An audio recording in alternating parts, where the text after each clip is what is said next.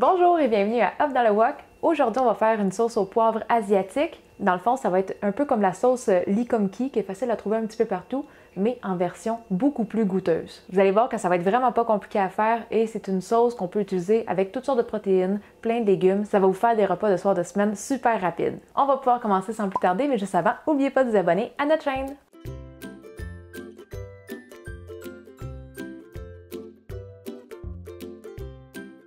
La première chose qu'on va avoir besoin, ça va être des grains de poivre noir. Moi, aujourd'hui, j'utilise du poivre noir qui vient du Vietnam, mais vous pourriez prendre n'importe quelle autre sorte. Du poivre de Malabar, ça pourrait bien faire aussi. Moi, j'aime ça quand c'est quand même assez bien poivré, donc je vais en utiliser 4 cuillères à thé, qui est 13 grammes. Mais si vous êtes vraiment sensible à la chaleur du poivre, peut-être diminuer de moitié ou en mettre une cuillère à table.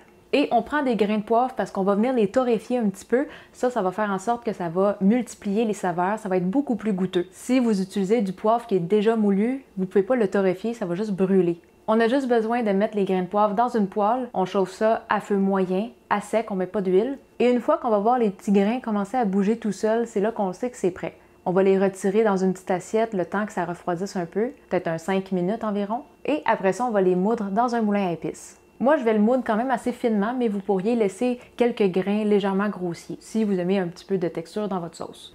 Une fois que le poivre est moulu, on va pouvoir mettre ça dans une petite casserole. On ajoute une tasse et demie de bouillon de bœuf. Pour le bouillon de bœuf, moi, j'ai juste utilisé les petits cubes Knorr. Si vous prenez la même chose, vous pouvez utiliser 375 ml d'eau avec 3/4 de cube.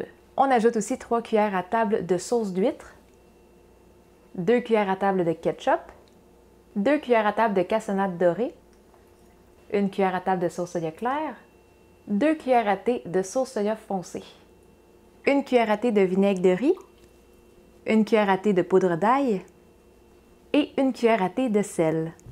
Donc là, on va remuer et on va mettre à feu fort pour amener à ébullition. Et dès que ça commence à bouillir, on va réduire à feu moyen. On veut laisser mijoter ça pendant 5 minutes sans couvercle. Pendant que ça mijote, on va pouvoir préparer la fécule de maïs pour épaissir.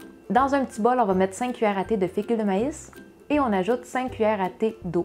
On va bien mélanger et on garde ça de côté. Une fois que la sauce a mijoté pendant 5 minutes, on remue une dernière fois notre fécule de maïs et on la verse dans la sauce. On remue bien et une fois que ça a bouilli et épaissi, on va pouvoir fermer le feu et garder ça de côté.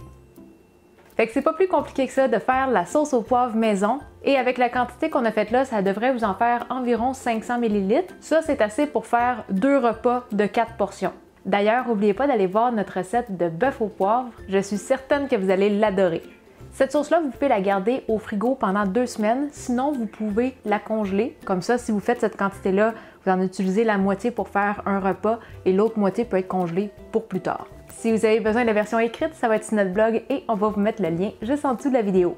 Et pour ceux qui aimeraient contribuer à la chaîne, c'est possible avec notre page Patreon et en devenant contributeur, ça vous donne aussi accès à quelques bonus. Si vous avez des questions pour nous, la meilleure place pour ça, c'est le groupe Facebook Cuisine Asiatique Fait Maison. N'oubliez pas de vous abonner à notre chaîne YouTube et sur ce, on se dit à la prochaine. Bye bye!